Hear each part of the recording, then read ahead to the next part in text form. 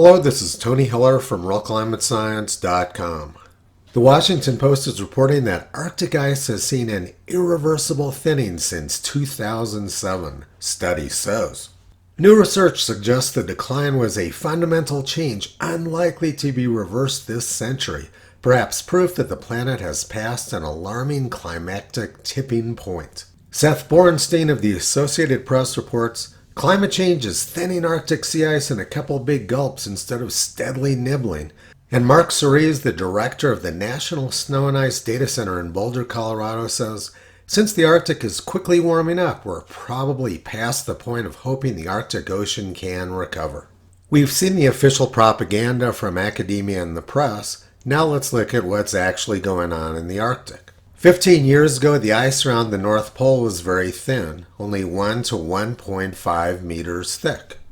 The same Mark Cerise from the National Snow and Ice Data Center predicted the North Pole would be ice-free during the summer of 2008. Norway's leading expert predicted the entire Arctic would be ice-free during the summer of 2008. National Geographic predicted the North Pole would be ice-free in 2008. British swimmer Lewis Pugh listened to the experts, and he tried to kayak from Svalbard to the North Pole that summer. His trip didn't last very long. He only made it about 20 kilometers before he got blocked by ice. Canada's leading expert predicted the Arctic would be ice-free between 2010 and 2015. NASA's leading expert Jay Zwally predicted the Arctic would be ice-free by 2012, and Mark Cerise said the Arctic is screaming.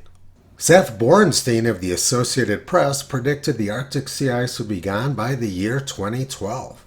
And now 11 years after he predicted the ice would be gone, he's still pushing the exact same scam. The BBC was a little bit more conservative. They predicted the ice would last until 2013. And Al Gore was extremely conservative. He predicted the ice would last until 2014. He made this prediction at the Nobel Prize ceremony in December 2007.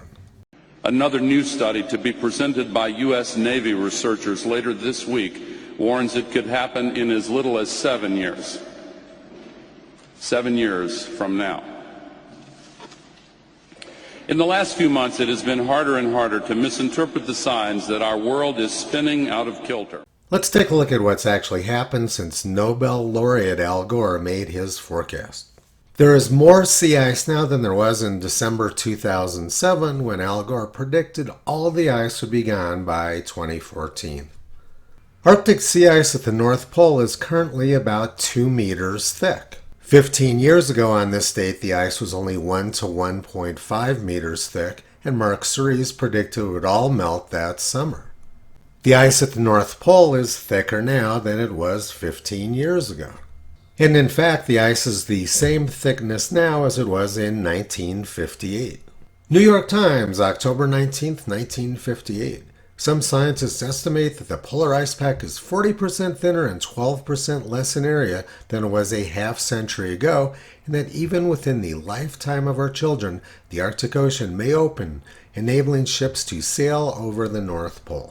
Although the idea that a solid ice sheet covers the central Arctic has lingered stubbornly in the popular fancy, the northern cap of ice worn by our planet is actually a thin crust, on the whole only about 7 feet thick. In 1958, Arctic sea ice was about 2 meters thick, and now 65 years later, Arctic sea ice is still about 2 meters thick.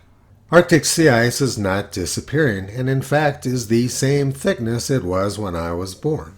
But around the time Stonehenge was built, there was little or no Arctic sea ice. Mean July temperatures along the northern coastline of Russia may have been 2.5 to 7 degrees Celsius warmer than they are now.